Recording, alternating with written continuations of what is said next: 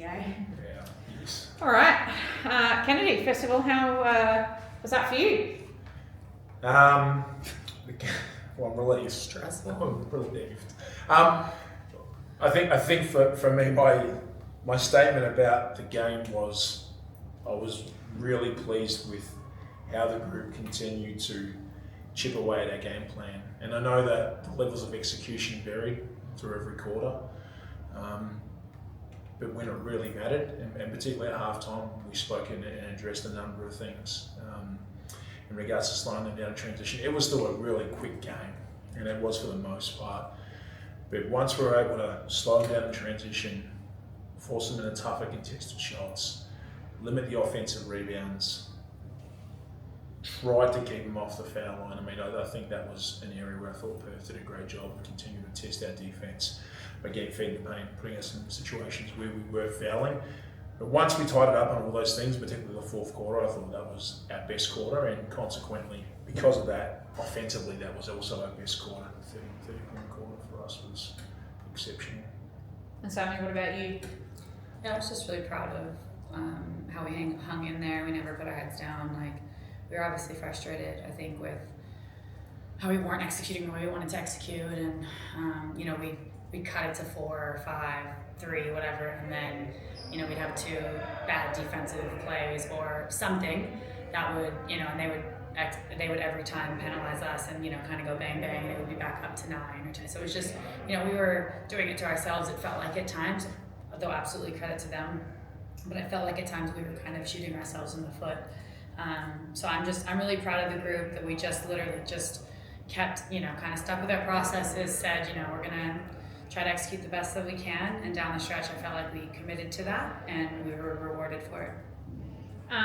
And can you talk us a little bit through how it was for you, like near the top of that final quarter, those 3 threes in a row? Like, that was pretty, like, the atmosphere in there during that time was pretty epic. It was fun. How was that for you? No, it was great. Like I said, it was just trying to capitalize on the moments when they were presented. Obviously, I wasn't shooting that well prior to that, but I was going to go down taking those shots. I felt like they were all good shots prior to that. I was happy with them.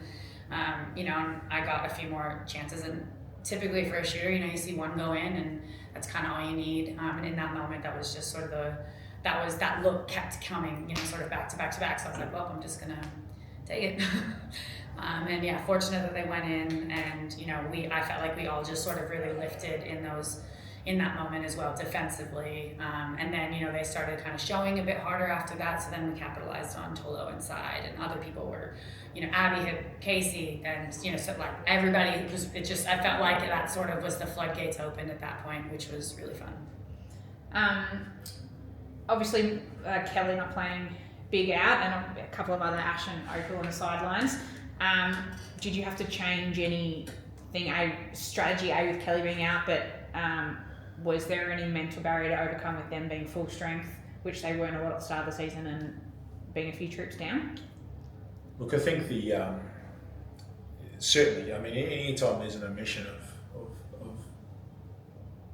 whether it's Kelly or Ash Hannon, we've probably been fortunate but unfortunate in the sense of Ash. We've been obviously trying to work her to return to play for the majority of the season. Kelly was a really unexpected omission, and it was almost 24 hours before the game.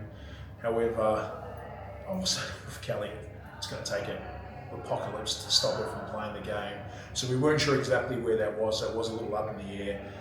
But we prepared for the situation that Kelly wasn't playing, knowing that in the event she was cleared to play, we were able to make adjustments. And the adjustments would have been minimal, if any at all. We would have probably stuck a very similar game plan. So from that perspective, didn't necessarily change too much. But obviously, always nice to have a full squad. Again, said many times, the best ability is availability.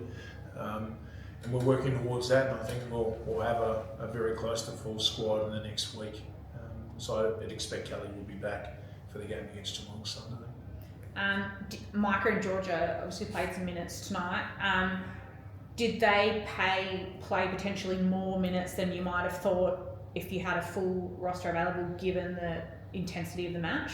or was that always part of the plan for them to come on and give some of the starting five a bit of a rest? Yeah, no, that was always part of the plan, and certainly we prepped them for there would be some opportunity and there might be small chop-ins to be able to give players rest. I mean, both players came in and did a great job of playing their role. I mean, I know Georgia, her first stint, she got a different matchup almost every single time, and I think it's really hard to settle in defensively when it's a different person that you have to defend, different rules for different people, and playing Perth is challenging because a lot of the schemes are based around personnel, but didn't stop her from playing hard, sprinting the lanes hard, spacing the floor, shot a great shot right in front of her bench, which was a great shot. Micah did the same, shot a great shot right in front of her bench, and obviously knocked that down, did a good job of handling the ball, took some pressure off some of our other key players, so that way, someone else gets to think the game, and the players that are obviously on the floor playing big minutes that are, having to take on a lot of that cognitive load, don't have to for a moment. And Micah's an incredibly high IQ player, and she knows and understands the system we play back to front. So I think we've had I think there's been enough evidence throughout the season that we've even played players who we've been willing to play any of our players at any time. But tonight was obviously, for a number of reasons, a really important game. It was great to see them both step up and not, take the moment on by the scruff of its neck and put their hand up and show that they're ready to play at any stage. Sami, I think a lot of teams this season, they seem to a lot of chat about how they're going to handle you, if you will. Perth seemed to struggle a little tonight in that their game plan A was forced to change because of foul trouble. Did you notice any different because Steph Gorman's obviously done a really good job on you all season? Yeah, I mean, she didn't start though, and that's probably what normally she starts on me from the game. Because of, so they've had like different lineups and stuff, and I think this is their starting group that I think they envisioned the whole year. They just obviously didn't have Amy, didn't have Chiba sometimes, so they've sort of had to like chop and change. And I thought every time she has started, she's played me really, really well. She's a really tough defender, but that's sort of what I guess they have to pick and choose now. Like, she's not their natural starting guard, so it means somebody else guards me. Not to say that they're not, but that's like defense is her specialty. She's a really tremendous defender.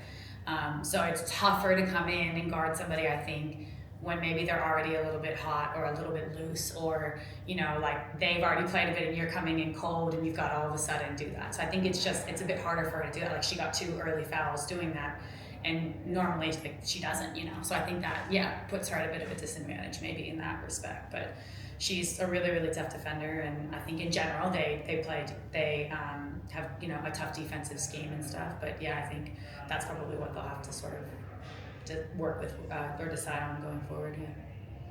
And Kennedy, not that we're counting any chickens, but I think both you guys and Perth have been looking at each other, and I'd say Townsville a lot as we head towards playoffs, get closer and closer, and there's probably a bit of conjecture as to who's going to take that 4th spot. How do you prepare for what's going to be a big playoff series at the same time as not taking any game for granted?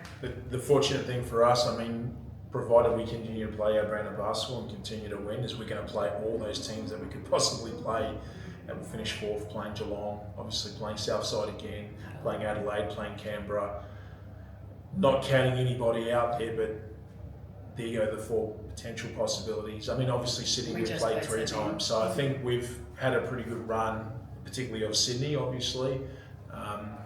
So for us, it's we'll treat every game that we have moving forward as an opportunity to continue to be the best team we can possibly be, but also prepare for finals and try and put schemes in place that will potentially have to roll out against those teams that we'll see.